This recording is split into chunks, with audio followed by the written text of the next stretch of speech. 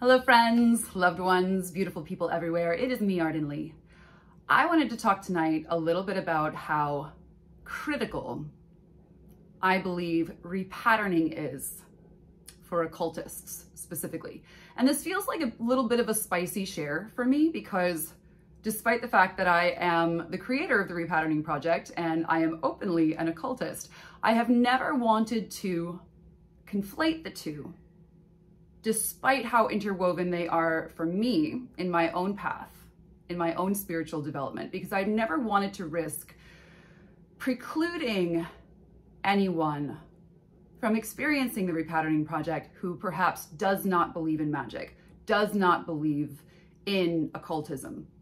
I have never wanted to make it an occult-based course because in reality, even though I very strongly feel that my own process of repatterning kind of came about as a result of my beginning to explore magic in a way that the intentions that I was casting for necessitated my repatterning, and therefore all of the information in repatterning was in many ways delivered to me through synchronistic experiences or feeling intuitively drawn to this book or to that teacher, or kind of all of these pieces coming together for me in a way that definitely felt divinely guided. The truth is that 99% of the material in the Repatterning Project is not at all based in magic and occultism. It is based in psychology, it is based in attachment theory, it is based in an understanding of trauma, an understanding of conditioning, an understanding of neurodevelopmental psychology, an understanding of neurolinguistic programming, and all of these things that that for me throughout my understanding, I think for me, because I am so left-brained and because I really do want to cite reliable sources wherever possible, so much of the course material is not based in anything that would present as magical at all. Now, put all together into a system, my belief is very strongly that then you have a sort of understanding of some of the foundations of magic, the critical one, at least for chaos magic anyway, being that your internal beliefs, when shifted, can shift and do shift your external reality and the results that you get. So people end up going into the Repatterning Project with either no belief in magic or at least no requisite belief in magic. And they end up coming out of it with the glimmer of an understanding of magic of like, sometimes it's this vague sort of, I don't know what this is, but something here is more real than I anticipated before I started. And maybe this is worth exploring. And then great, you know, and then in that case, then they may have a wonderful occult exploration in front of them, and may learn, you know, many different modalities, with the basis of repatterning being that we choose the things that work for us, right? We choose the beliefs, habits, mindsets, patterns, and responses that lead to the results that we want. And so from there, someone can pick up any kind of study in magic and apply it with the foundation of repatterning within them, that thus they know that whatever beliefs and practices they're taking on, they can measure by the results they're getting, right? And chaos magic, when practiced correctly, in my humble opinion, is also that similar understanding, right? But I've never wanted to market it or present it in any way as an occult-based practice, precisely for the reason that I don't want a belief in magic to have to be a requisite to the course, because it's not. And frankly, we do still live in a world where there are a lot of people who will judge the merit of your work based on their own understanding of reality. And if their understanding of reality is that magic is not real and it doesn't exist, and you know, I've had people be like, oh, well, I heard you read tarot, so therefore I can't take anything you say seriously. And I'm like, that's funny, because everything I'm saying is things that I would have said before I started reading tarot. How did adding to my skill set diminish my credibility, right? That does not make sense. But a lot of people don't make sense. So it is what it is. But today, you know, I was talking to a colleague of mine, Alexander Moore of Practical Occult, and I was talking about how much I wish that occultists, so practicing magicians, people who do believe and who do practice magic, would be more open to the work of repatterning, which often I find that those of us in occultism, because we have access to magic, because we have access to these arcane or esoteric practices, a lot of folks in that scene, in that culture, often sort of feel that it's like the reverse, right? It's like they often feel that anything that is based in psychology and anything that even remotely smells like the mental health industrial complex is beneath them, right? Why would they need therapy? Why would they need, you know, an understanding of these things? If they have magic, they can summon demons and get them to do their bidding. What could they possibly need with this boring internal work, right? And but in my time studying occultism and familiarizing myself in more occult circles, I have seen more and more examples of magic going horribly wrong because people have begun to practice more powerful magic before addressing their own internal patterning. And I've seen enough of it. And as I said, I was speaking with my colleague Alexander, and he was like, "No, Arden, like you should make this video. This is an important message." So, so here I am, here I am talking about it. And there is a round of the repatterning project coming up. The winter 2024 round begins on January 21st. So we are now less than 3 weeks away. I'm very excited to get started. It is an 8-week course that meets on Sunday afternoons and Thursday evenings. And yeah, if you want to know more, you can look on my Facebook. You can, you know, I'll put links in the description. You can look on my Instagram story probably every day between now and we sign up. when we begin, there's going to be information about it there too. Or you can just comment on this video or message me, and I'll reach out to you and we can chat about if it's a good fit for you. So yeah, I do want to talk about this because I've just seen so much need in the occult world for repatterning and for the wisdom that it grants.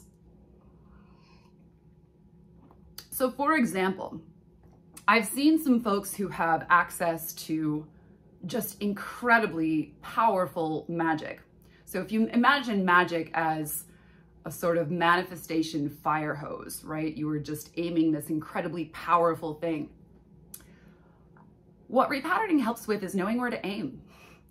And a lot of folks that I have seen who have studied and who practice very powerful magic, I see them aiming it at things that ultimately do not contribute to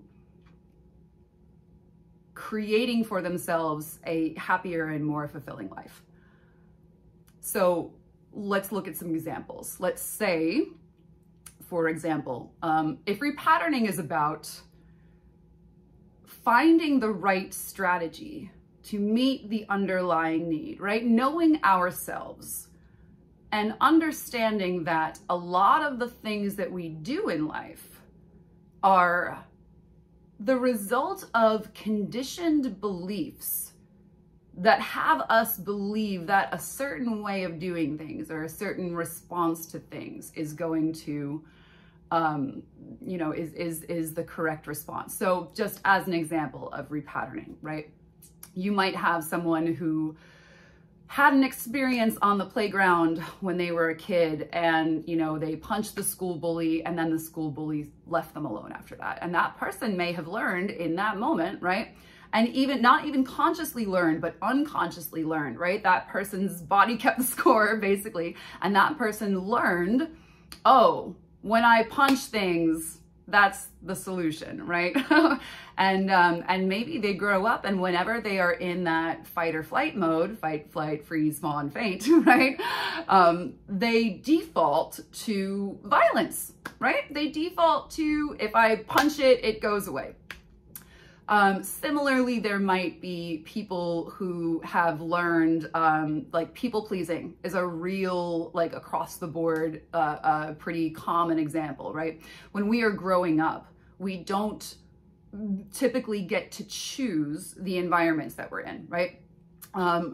Even if we get to choose where we go to school, you know, it's a pretty limited selection based on, you know, where we live or our parents' economic status. We certainly don't choose our parents. We don't choose our families. And even in the very rare circumstances that we may succeed in emancipating ourselves, like, well, even that means we probably had a lot of trauma in the first place to have a need to emancipate ourselves. Ask me how I know. And my attempt at emancipating myself failed. So, oh my goodness. People pleasing, lack of boundaries, you know, all of that very much came up for me, right? If we're in this environment and we can't leave, we are forced to deal with the people and surroundings that we are sort of dropped into in our incarnation. And rather than say like, well, I'm going to give my energy to the people who appreciate me and don't expect me to do these people-pleasing behaviors, we're stuck, right? With our families, our relatives, and probably with our, you know, whoever are our peers in our school system. And so we may learn things like that sort of learned helplessness, that stuckness, right? That we don't, you know, then explore other avenues. We simply deal with the people who are already around us. And often we deal with coping with them and the way that they treat us by being pleasing, right? So people-pleasing behaviors is another one. And when we become adults and when we repattern, we can learn that, oh, hey, actually, I'm an adult now and I do choose the environments that I get to be in, you know, to a certain extent, depending on my degree of privilege and my economic means. But even then, you know, those things, right? Even something like economic means and beliefs around money, scarcity mindsets, right? How are we monetizing the things that we enjoy or whatever that looks like? Even those can somewhat be changed. There's like layers and layers and layers of things that we can work through. So when we do become adults and we have that greater freedom, then we can say like, oh, I don't need to people please anymore. If there's someone who expects me to people please, that is probably not a healthy friendship or relationship. So I am going to learn a new way of being and I'm going to draw my boundaries and then I'm going to find out like who my friends really are, right? That's a whole mood in and of itself. So what I find with occultists who don't do this work is that if we are not finding the correct strategy to meet the underlying need, right? And we'll use the example like the person who learns to punch the bully on the schoolyard, right? Who basically says, I'm going to solve this problem with a fight response, you know, with violence. The correct strategy, like if that person, what they want is peace, or they want to be left alone, or they want everything to like be okay, right? Which is what we all want, you know, at the end of the day. Then learning actually healthy conflict resolution is going to be so much more effective than just punching anything that bothers you, right? And making that conscious and saying, hey, your underlying need is valid. The strategy you're using to meet it, maybe not the best one. Similarly with people pleasing, right? We want to be loved. We want to feel accepted. We want to belong. And we've learned that people pleasing will help us with that. But when we make that conscious and we say, actually, people pleasing in reality has simply kept around a lot of people around me who want to take advantage of me, right? And then we're like, okay, wait, let me actually learn to discern for friends and colleagues in work environments and et cetera, who actually value me and who value my boundaries, who understand that when I have a limitation to my capacity or I draw a boundary, that is actually a generous act of making sure that that I'm okay. And because we all need to be okay in this relationship, for the relationship to be okay, for a collective to be okay. Everyone in that relationship or collective, like, we all need to be invested in each other's well-being, right? A relationship between two people where one person is okay with the relationship and the other one is not, like that's not an okay relationship, right? So we can learn the strategies that actually meet the underlying need. That is basically what repatterning is. The strategies, mindsets, responses, beliefs, habits, we can go through and we can choose which ones we can say, you know, okay, this one is working for me. This one is doing the intended result. And this one is not, right? This one is not getting me the result that I think that it ought to. This is where a lot of my frustration and anxiety and depression is actually coming from. And if I change that strategy while acknowledging the validity of the need, then I can get that need met in a fashion that is healthy and which actually works, right? So when you have people who practice magic, who have not repatterned, what you're gonna have, going back to this fire hose analogy, right? You're gonna have people who are aiming magically empowered strategies that are not necessarily the strategies that they actually want, right? That are not actually the strategies that are going to meet those needs. And they're going to put even more power behind them because they have magic to do so. And that is going to make that misguided strategy just creating even more undesirable results, right? Even if they think they're getting what they want in the moment, even if the spell works, did it really, you know? As an example, right? There are some folks who, let's say, experience jealousy.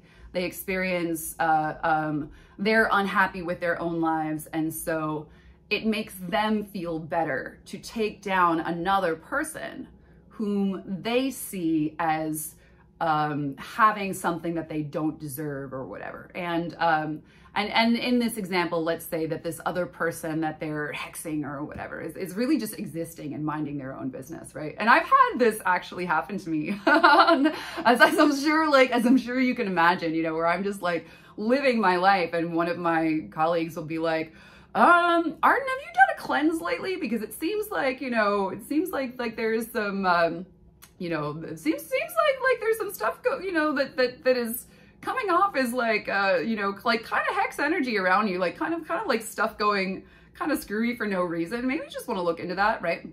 And you know, and it ends up being people that I haven't done anything to, but who, you know, experience some, you know, jealousy or whatever for whatever reason, you know, and that's going to end up being bad for them because when I do that cleanse, I'm, you know, very likely going to bounce that back, right? Or the protections that I have set up are going to bounce that back to that person and they're going to end up, you know, suffering for it. And I know, you know, multiple occultists where this has happened. And so there you have someone who has, let's say this, you know, whoever is the person who's jealous or whatever, has an underlying need that they want to, say, achieve some of the things that they've seen you achieve, right? Cool, great, right? I'd probably even help them if they asked me, you know, but if you're just taking down another person because you feel insecure, that's not going to help your insecurity. That's not going to help you feel better about yourself. Temporarily, maybe you can be like, yeah, I got them, ha ha ha. But it's not gonna, you know, if you do get them, which even that is a big if that other person has, you know, protection set up or spirits that are protecting them, et cetera, that prevents you from being able to successfully launch that attack and maybe even bounces it back onto you. But what would be the thing that actually addressed that need, right? If you became conscious of yourself and your own desires, then you would be able to say, I have a need for this thing that this person has. I want to feel the way that I imagine they feel. I want to have the kind of success that they have. I want to have X, Y, Z. And cool, legit, right? Taking them down is probably not going to do anything for you because there's always going to be someone who is more successful. And then you've lived years of your life at that point, you know, being someone who just takes pot shots at the people that they see around them. And then what does that make for a life? You know, what does that add up to? That adds up to you being a bitter, I wouldn't even say vengeful, because there's no inciting incident where you're trying to get back at them. Just a bitter, hateful person who needs to bring down those around them. And then you are gonna be really far from the success and the love and belonging that you may crave. Not a good look, not a good strategy, does not actually meet the underlying need. And who knows how many years it's going to be before you make this conscious, especially if you're someone who practices magic and says, I'm above all that internal work kind of stuff. I don't need it. I have magic. I'm powerful, right? Where are you aiming that power? That is the question. Here's another example. Let's say you are an occultist and you are great at spell work and you want to do a lover drawing spell. And so naturally you write down, that you want this to be someone that you are very attracted to, right? That is a good idea if you're doing a lover drawing spell and you're saying, these are all the qualities that I want in my ideal lover. It's going to be someone that you're really attracted to, that you're super into. Well, if you have not addressed your attachment wounding, you are very likely to call in a person who is going to be attractive to you, because that amount of avoidance or emotional unavailability is something that still kind of hooks you, right? In order to call in a person, a partner who you are deeply attracted to and who can create a sustainable relationship with you, you are going to want to have addressed your attachment wounding and your relationship patterns. You are going to want to be the person who can be in that soulmate relationship. And this, FYI, is, way back, 7-8 years ago, where my magic and repatterning really hit the road, right? I actually, one of my first sigils that I ever launched was for a secure primary relationship with a soulmate. And one of the things, and this is why I say that magic brought all the information of repatterning to me, even if it is not magic based, even if it is more mundane psychology, attachment theory, all that stuff kind of based. That had to happen in me. I had to be the person who could be in that relationship. I had to address my own wounding and my own propensity for choosing avoidant partners, or choosing, not having it in me to create the relationship that I said I wanted from where I was at the time. So there's another example, right? Or you might, let's say you're someone who, you want to prove how powerful you are. And so what you're going to do is you're going to do love magic on a person that you think is out of your league or whatever. You're going to say, oh, I'm going to, make that person fall in love with me, which, compulsory magic exists. I do not believe it is ethical by any means, right? But there are people in the world who are unhappy, right? And who do these things for their own ego. Well, why wouldn't you just, instead of aiming your magic toward a conquest that you want to give you some form of external validation, why would you not work on whatever it is in your own life that you need to be happy with yourself? And that may seem like a longer and more difficult pathway, but it's more sustainable. It's going to set you up for more success in the long run. And again, the price of the magic we do is the person we become. If you are constantly doing magic that exists only to validate your ego, often at the expense of other people, whether that's harming them or making them fall in love with you or whatnot, the price of that is you become a person who is untrustworthy. You become a person who is actually farther, categorically, from that love and acceptance and belonging that you actually crave. And so the strategies that you choose with magic are 10 times as important in the magical realm, right, as in the mundane realm, because you can put 10 times as much power behind things like those, right? The thing that you do in the mundane, the people pleasing, the bullying, the whatever it is, if you put magic behind those, again, it becomes like a fire hose. It goes from being a garden sprinkler to being, you know, to being a fire hose, in that sense that it is just so much more powerful. So if you're gonna do magic, if you're gonna be an occultist, if you're gonna practice altering reality in accordance with your will and intent, you owe it to yourself, and you owe it to reality itself. If you are going to change reality, you're going to want to make sure that you know what you're doing. You're going to want to make sure that you know that you're choosing a reality that is aligned for you. And I know when I'm saying this, I'm hearing it already. People are going to be like, oh, the thing that's aligned for me or meant for me is boring, Arden. And I promise you, as someone who's been on an aligned path, my world has never been more magical, more colorful, more wild, and more adventurous as when I got right with myself, and everything just psychedelically opened up in front of me. It's that sort of idea of the person who says, oh, I want to cast a love spell on this person. And you say, well, why don't you cast a love spell to call in your true love?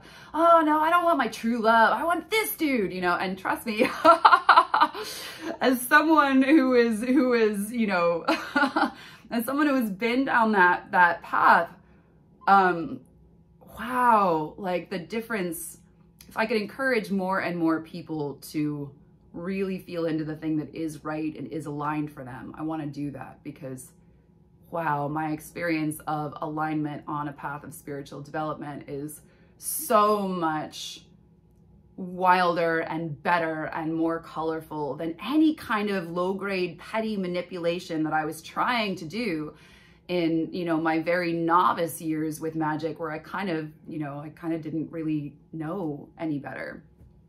And the sort of little nudges that I was able to make back then, even then, weren't in any way as satisfying or adventurous or colorful or just, you know, wildly mind-blowing as the things that have been aligned for me. Alignment does not mean settling, FYI.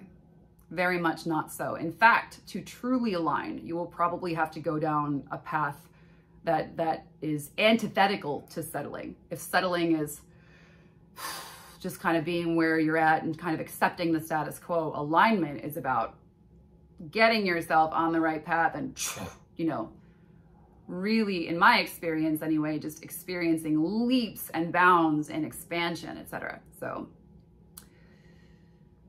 So I really encourage anyone who is out there practicing magic, anyone who has followed my videos or my content about magic at all, I really encourage you, before you go adding more and more power to your manifestations, you're going to save yourself so much time by learning how to cast for the right things that actually make you happy, that actually fulfill you, you know? You can call in big, wild, weird experiences. You can bend people to your will, you know. I don't recommend it, but you can, you know, but at the end of the day, that is going to be really empty. If you need to keep doing more of it, because at the end of the day, you don't like yourself very much. And I know as I'm saying this, I can hear people being like, ugh, well, you know, I don't want to like myself, because when you don't like yourself, then you're of the opinion that anyone who thinks you should like yourself is too dumb to know any better, because they don't see the real you, or they don't know how, you know, how worthless you truly are, quote unquote, right? That you think you are. And again, untrue. Again, if you're feeling this way about yourself, you probably haven't actually met your true, deep, real self yet. Or you've taken on conditioning about what other people in the world told you about yourself. So yeah, that's not desirable either. So yeah, knowing yourself and knowing your motivations for why you do things and understanding those underlying needs beneath your patterning, right? You could be, instead of trying to get back at other people, you could be, you know, I don't know, man, buying a house, right? You could be creating a dream career. You could be pursuing your dreams. You could be calling in aligned lovers that are going to show you these wild, amazing psychedelic experiences of true love that are just going to blow your mind way beyond whatever you thought was going to happen with someone who, you know, whose status or looks or whatever you were attracted to, that you feel like you needed to get them to prove something to yourself. Oh man, like, it's going to be so wild and psychedelic that you're not even going to want that anymore. And I know as I'm saying this, there's going to be people who's like, but I don't want to not want that. I want that, right? And I guess I would just encourage you in that sense. You know, I certainly was superficial and materialistic for a long time, and I kind of I guess I got that out of my system, right? I found out that those kind of pursuits were pretty empty, and that's when I was like, well, what am I doing wrong or whatever? You know, I've got the most expensive pair of shoes in the Bergdorf shoe department, and my heart still hurts. The shoes didn't fix it, you know? Not that you can't manifest some very expensive shoes. You certainly can, but certainly after a while I was like, I got a lot of expensive shoes and I'm still not really happy. So it takes a lot of real courage to ask yourself, am I really happy? Am I really getting the things that are fulfilling me? And chances are most people, even occultists, who have this power, who study how to have this power and create the things that they want, if you're still being driven by your patterning that is directing you toward things that you think are going to make you happy, but they don't, you are wasting your time, you are wasting your power, and you are wasting your magic. And indeed, you are altering reality from a place of your own wounding, which, spicy perhaps, but I'm going to say it, which is an affront to reality itself. If you're not creating something that benefits you and that benefits those around you and all your loved ones and ultimately benefits all beings, right? Been doing some Buddhist work lately, so I think a lot about the bodhicitta, the doing things for the benefit of all beings. Then why are you wasting anyone's time with magic? Why are you wasting your own time? Right? And just because something is good, right? And even that good versus evil, light versus dark, whatever, you know, the world is much grayer than that, right? Or even something that is sustainable or whatever. Again, it's not boring. I promise you. I promise you that the thing that you are truly called to do, the things that fulfill you, the things that really nurture and nourish you at the soul level, I promise you, they are so much better than whatever you could give yourself out of your own misguided need to prove your power.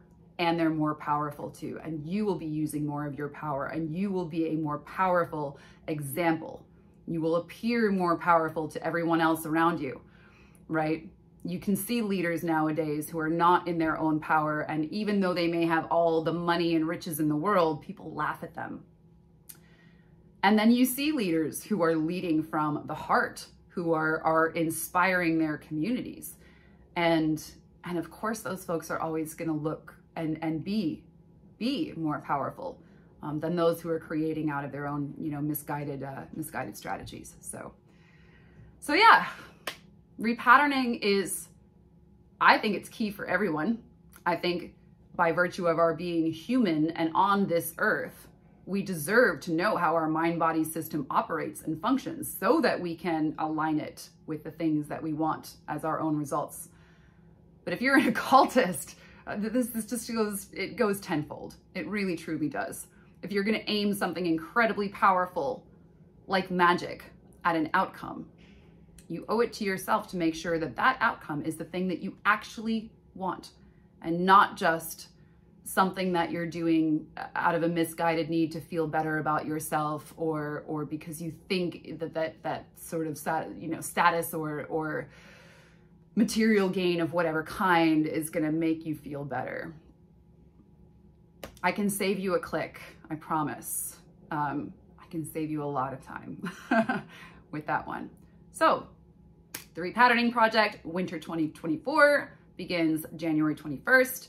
Again, you can reach out to me if this feels interesting to you. We can chat about it if you have any questions.